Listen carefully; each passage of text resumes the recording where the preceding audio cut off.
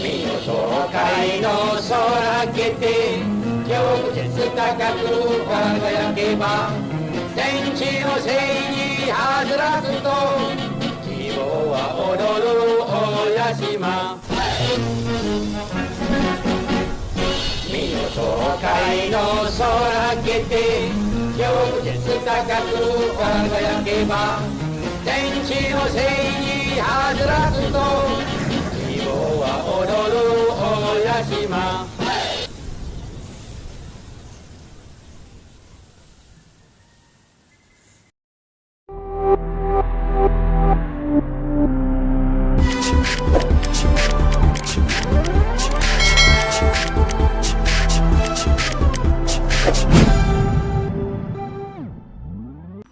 Assalamualaikum warahmatullahi wabarakatuh. Apa khabar murid semua? Ustaz harap kamu sihat bersama keluarga di rumah dan mestilah kita menjaga SOP walau di mana kita berada. Baik, alhamdulillah, insya-Allah pada hari ini Ustaz akan mengajar kamu mata pelajaran Pendidikan Islam tahun 4 di dalam bidang akidah, iaitu kita akan belajar daripada muka surat 84 sampailah ke 89. Baiklah. Tajuknya ialah Agung dan Mulianya Tuhanku. Iaitu kita nak tahu nama Allah yang mana seperti mana kita ketahui nama-nama Allah ada 99 nama Allah yang mulia. Hari ini kita nak mengenali nama Allah dua sahaja, iaitu Al-Azim dan Al-Hamid. Kalau murid-murid lihat pada muka surat 84, ya, di situ ada gambar 4 orang murid. Sebagai contoh, mungkin berada di pameran sains ataupun pusat sains negara. Ya, ada murid yang melihat gambar laka kapal terbang.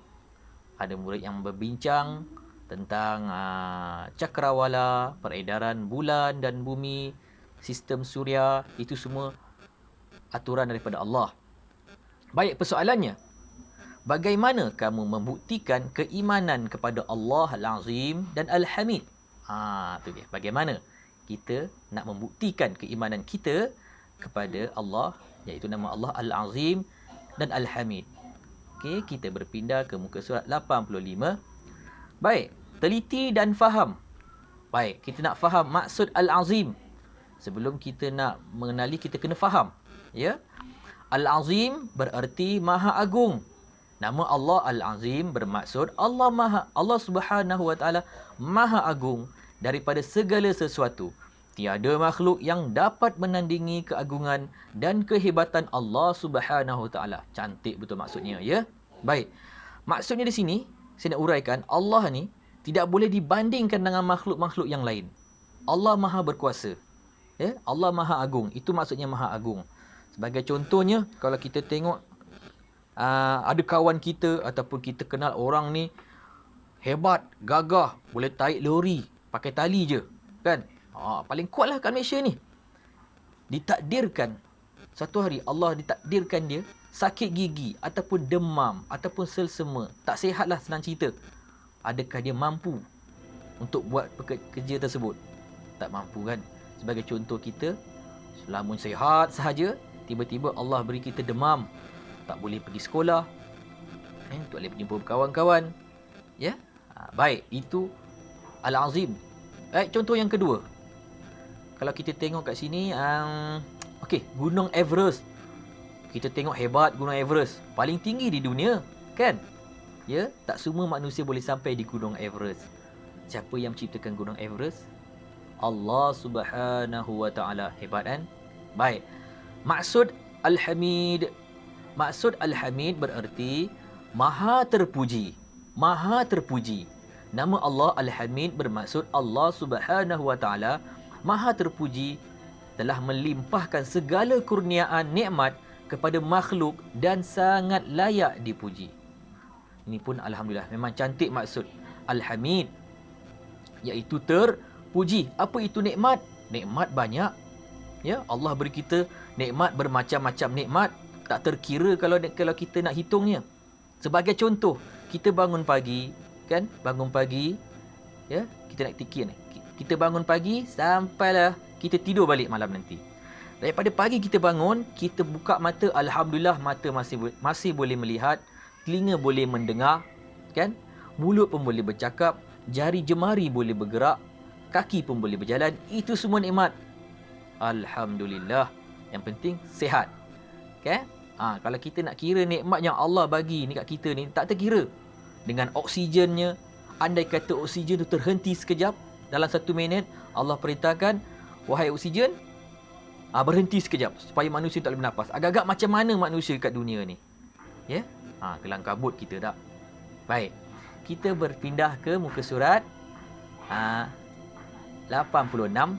Kita dah kenal maksud erti nama Allah yang tadi tu. Kita nak tahu bukti dia. Dalil. Apa itu dalil? Bukti maksudnya. Dalil nakli nama Allah Al-Azim dan Al-Hamid. Dalilnya maksudnya adalah bukti. Naqli maksudnya bukti daripada ayat Al-Quran. Ya? Kita ada bukti daripada ayat Al-Quran, kita ada bukti daripada hadis-hadis Nabi. Baik. Dalil naqli nama Allah Al-Azim dan Al-Hamid.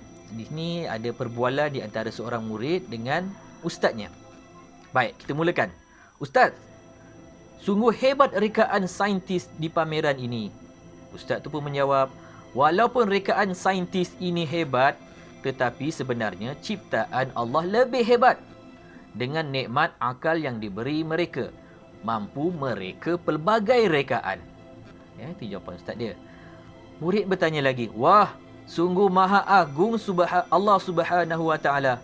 Selayaknya Allah Subhanahu wa taala dipuji. Ustaz tu pun menjawab, benar. Oleh itu, setiap Muslim wajib beriman dengan nama Allah Al-Azim dan Al-Hamid. Murid ni bertanya lagi, apakah dalil nama Allah Al-Azim dan Al-Hamid ni Ustaz? Kita nak masuk dalil dia. Baik. Dalil nama Allah Al-Azim ialah firman Allah Subhanahu Wa Taala, A'udzu billahi minasyaitonir rajim. Bismillahirrahmanirrahim.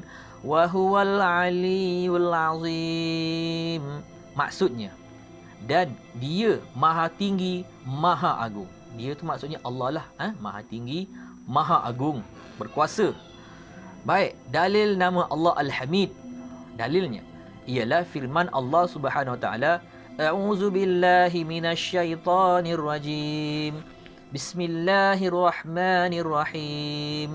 Innahu Hamidum Majid. Maksudnya, sesungguhnya Allah Maha terpuji lagi Maha mulia. Ya, itu maksud dua maksud nama Allah dan juga dalilnya, buktinya yang terdapat di dalam Al-Quran. Wajib kita mempercayai. Baiklah murid-murid, kita masuk pada muka surat yang ke-87, iaitu kepentingan beriman dengan nama Allah, iaitu Al-Azim dan Al-Hamid. Jadi bila disebutkan kepentingan, jadi maknanya kena ambil berat, iaitu beriman, wajib kita mempercayai, wajib kita beriman dan wajib kita tahu, iaitu nama Allah Al-Azim dan Al-Hamid. Baik, poin yang pertama, sentiasa merasai keagungan Allah Subhanahu wa taala.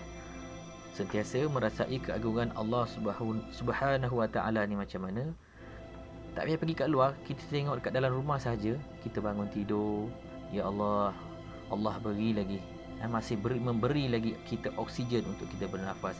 Andai kata Allah stopkan oksigen tu dalam 1 minit, agak-agaknya macam mana agaknya kita kan? Mata kita boleh melihat dengan jelas, telinga kita boleh mendengar macam Ustaz terangkan tadi. Poin yang kedua, membentuk peribadi yang berakhlak mulia. Jadi maknanya bila kita selalu memikirkan tentang kehebatan Allah Subhanahu wa taala, insya-Allah kita akan jadi insan yang seorang yang berakhlak. Ya. Kepribadian bersopan santun dengan orang luar, ataupun kita dengan adik-beradik kita sendiri. Yang ketiga, memupuk sifat bersyukur dan berterima kasih. Apa maksud bersyukur? Bersyukur ni perkataan daripada syukran. Apa makna syukran? Berterima kasih. Sedangkan kita sesama manusia pun kita berterima kasih. Sebagai contoh, ayah kita ataupun ibu kita beri kita sesuatu ataupun beri hadiah ataupun duit, kita pun cakap berterima kasih. Apatah lagi kita dengan Allah, yang Allah memberi kita banyak nikmat, daripada kita bangun tidur sampailah kita akan tidur kembali, macam Ustaz terangkan tadi sebelum ni. Ya, baik. Poin yang keempat, berusaha membaiki diri supaya menjadi manusia yang mulia.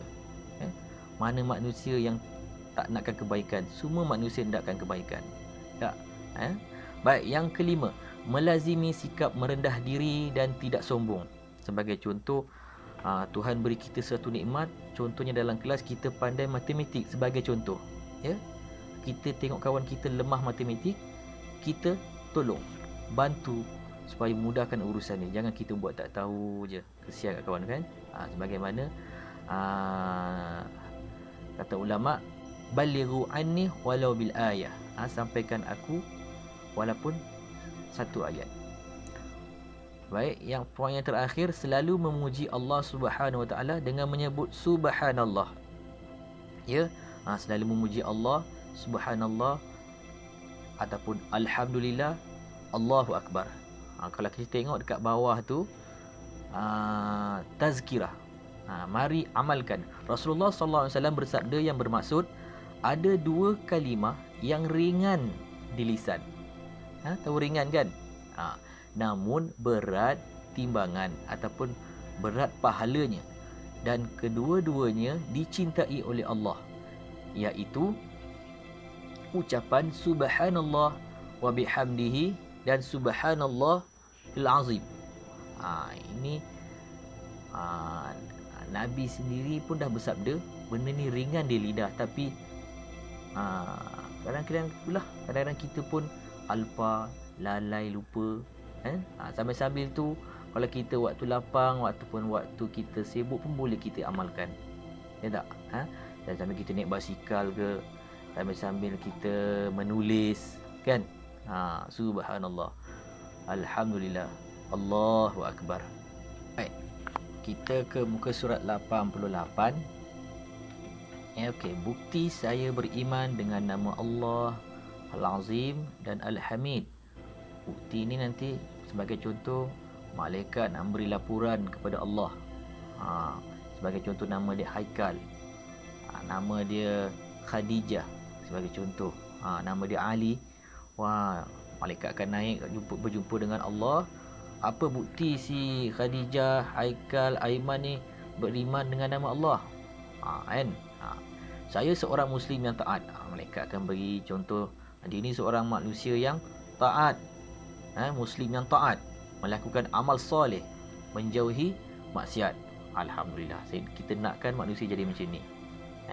Baik, yang kedua, saya sentiasa bertawakal kepada Allah Subhanahu Wa Taala. Malaikat akan beri laporan sebagai contoh, ini manusia yang sentiasa bertawakal kepadamu ya Allah.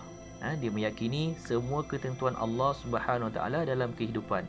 Apa yang Allah tentukan dalam kehidupan dia, ni semua kehendak Allah Subhanahu Wa Taala. Dia tak ada menyesal. Sebagai contoh, Tuhan ni dia kena tak sihat, sebagai contoh, tak sihat, dia marah-marah. Itu tak boleh. Kita sebagai Muslim tak boleh macam tu. Kita syukur apa yang Tuhan bagi kat kita, kita perlu berterima kasih. Sebagai contoh, sakit pun salah satu penghapus dosa kita. Kita kena tengok ada orang yang lebih teruk lagi pada kita. Seterusnya, berusaha dengan tekun untuk berjaya. Nak berjaya, kenalah bersungguh-sungguh. Nak berjaya, kena bersungguh-sungguh. Mana boleh main-main. Kan? Nakkan sesuatu tu, mestilah ada usaha. Baik, yang ketiga, saya mensyukuri nikmat Allah Subhanahu Wa Taala. Malaikat beri laporan kepada Allah, wahai Allah, ya Allah, ini manusia sentiasa mensyukuri nikmat-Mu ya Allah. Syukur tadi Ustaz tekankan apa dia? Berterima kasih. Poin yang pertama kat situ, saya mengagungkan kehebatan Allah Subhanahu Wa Taala. Macam mana nak mengagungkan? Kita tengok kehebatan Allah Subhanahu Wa Taala. Siapa pencipta ni? Siapa pencipta ni? Sebagai contoh, hujan, kan? Malam, siang. Siapa yang mengaturkan setiap peredaran alam cakrawala? Terus yang kedua, menggunakan nikmat dengan sebaik-baiknya.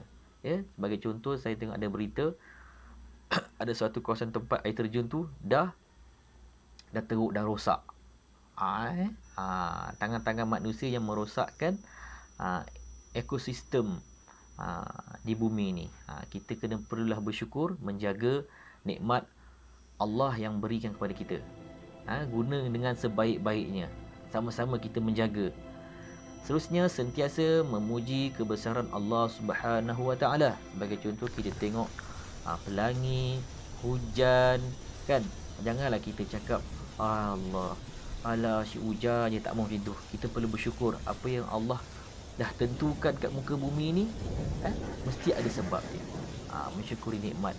Itu namanya sentiasa memuji kebesaran Allah Subhanahu Wa Taala. Baiklah. Sebelum mengakhiri PDPR kita pada hari ini, Ustaz nak ulang serba sedikit daripada mula muka surat 84 kita belajar tadi tu. Baik. Dua nama Allah yang kita belajar pada hari ini iaitu apa? Al-Azim dan Al-Hamid. Apa itu Al-Azim? Al-Azim itu apa dia? Yang Maha Agung. Tiada makhluk yang dapat menandingi kehebatan Allah Subhanahu Wa Taala. Yang kedua, Al-Hamid. Apa itu Al-Hamid? Yang terpuji. Hanya Allah sahaja yang layak untuk dipuji. Sebab apa? Allah telah memberi kita terlalu banyak nikmat kepada manusia. Jadi hanya Allah yang layak untuk dipuji. Sebagaimana sabda Nabi Muhammad sallallahu alaihi wasallam yang bermaksud dua kalimah di lisan ringan untuk kita buat, tetapi pahalanya terlalu berat di sisi Allah Subhanahu Wa Taala, iaitu subhanallah wa bihamdihi subhanallahil azim. Jadi itu sahaja PDPR daripada saya untuk kamu semua. Ustaz harap sebarkan kebaikan, jauhi maksiat, dan yang paling penting jangan tinggalkan solat. Bertemu kita di lain hari dan video yang akan datang. Assalamualaikum warahmatullahi wabarakatuh.